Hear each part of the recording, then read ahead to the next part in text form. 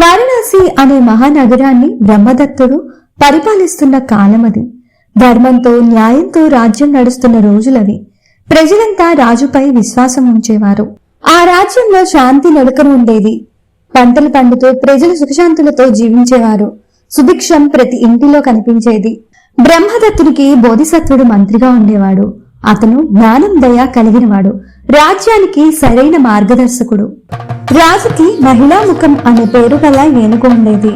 ఆ ఏనుగు రాజభవనానికి ఎంతో ప్రీతిపాత్రం. అందరి మన్ననల్ని పొందింది. మహిళాముఖం చాలా శాంత స్వభావం కలిగిన ఏనుగు. ఎవరిని భయపెట్టేది కాదు. దాని నడవడికతో ఎంతో మృదువుగా ఉండేది. ఎవరిని బాధించని స్వభావం దానిది.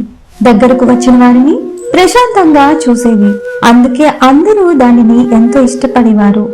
మావటివాడు ఆ ఏనుగుని ఎంతో ప్రేమగా చూసుకునేవాడు. ప్రతిరోజు శ్రద్ధగా సేవ చేసేవాడు. మహిళా ముఖం కూడా అతనిపై నమ్మకం పెట్టుకుంది. అయితే ఒకరోజు హఠాత్తుగా పరిస్థితి అంతా మారిపోయింది. ఎవరు ఊహించని సంఘటన జరిగింది.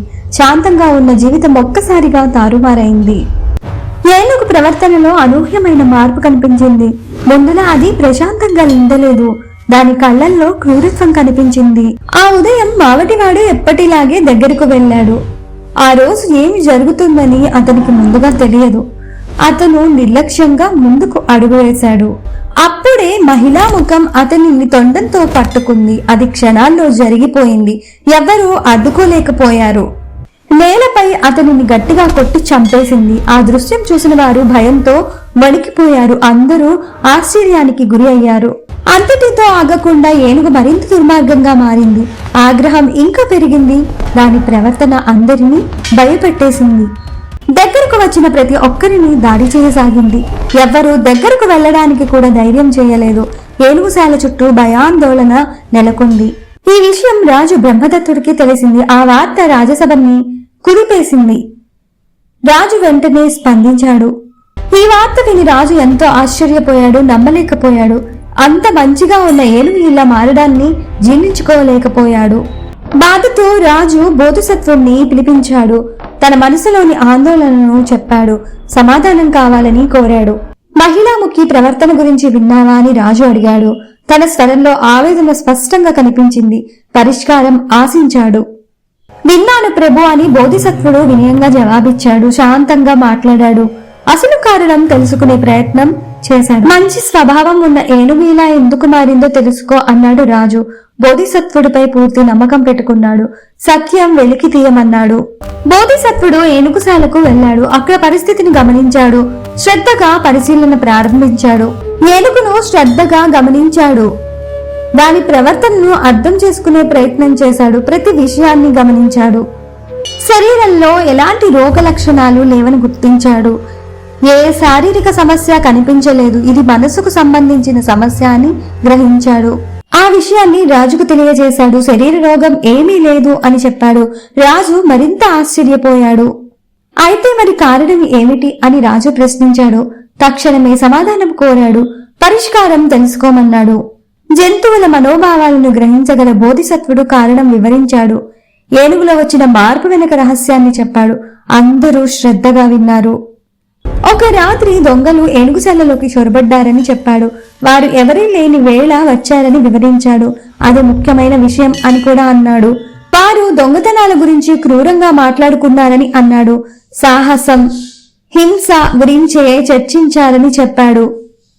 ఆ మాటలే సమస్యకు మూలమయ్యాయని వివరించాడు. ఎవరైనా అడ్డొస్తే చంపేయాలంటూ చెడు మాటలాడారని వివరించాడు. ఆ మాటలు చాలా ప్రమాదకరమైనవని అన్నాడు. అవి ఏనుగు వినిందని చెప్పాడు. ఆ మాటలు మహిళాముఖం విన్నదని చెప్పాడు. అవి దాని మనసుపై ప్రభావం చూపాయని వివరించాడు. అదే మార్పుకు కారణమని అన్నాడు. బోధనలని ఏనుగు భావించిందని తెలిపాడు. మనుషుల మాటలు అది ఆజ్ఞలుగా తీసుకుంది. అందుకే ప్రవర్తన మారింది అన్నాడు. ఆ మాటల ప్రభావంతో క్రూరత్వాన్ని అలవరుచుకుంది. శీలం దయ మరిచిపోయింది. చెడ్డ మార్గంలోకి వెళ్ళిపోయింది. ఇప్పుడు దాన్ని ఎలా మార్చాలి అని రాజు అడిగాడు. ఆందోళనతో ప్రశ్నించాడు. మంచి మార్గం కావాలని కోరాడు. ఈ బాధ్యతను నేను తీసుకుంటాను అన్నాడు బోధిసత్వుడు.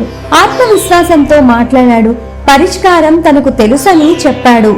శీలవంతులైన బ్రాహ్మణులను ఏనుగుశాలకు పంపించాడు. వారిని ప్రత్యేకంగా ఎన్నుకున్నాడు. మంచి మాటల శక్తిని ఉపయోగించాలనుకున్నాడు. వాళ్లను సద్గుణాల గురించి మాట్లాడమని ఆదేశించాడు. దయ శీలం గురించి చెప్పమన్నాడు.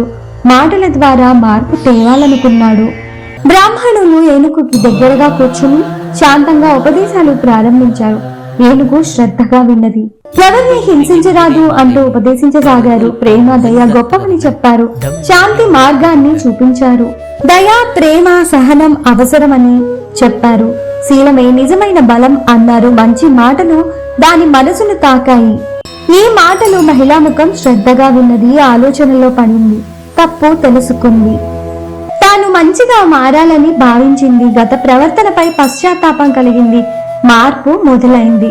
కొద్ది రోజుల్లోనే దాని ప్రవర్తన మారిపోయింది. ఆగ్రహం తగ్గిపోయింది. మళ్లీ ప్రశాంతంగా మారిపోయింది. మళ్లీ శాంత స్వభావం కలిగిన ఏనుగైంది.